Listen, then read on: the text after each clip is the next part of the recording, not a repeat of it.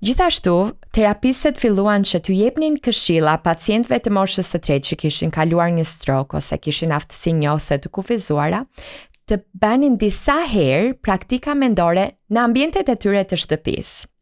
Kjo bente që ky person që mbase nuk ec ose nuk lëviz ose nuk është i aftë të haj vetëm, të filloj të verë në lëvizje, le të themi muskujt e trurit ose neuronet e trurit, edhe pse muskujt e dorës apo të këmbës nuk janë akoma atje ku duhet të jenë.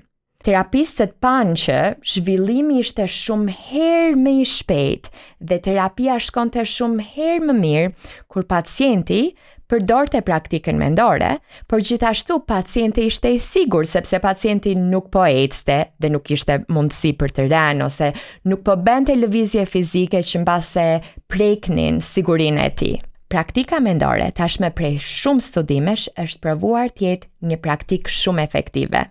Jo vetëm për personat e moshës së tretë, por për gjithë secilin prej nesh. Shpresoj që ky të ketë qenë një informacion i dobishëm për ju. Dhe deri në videon e ardhshme, mirupafshim!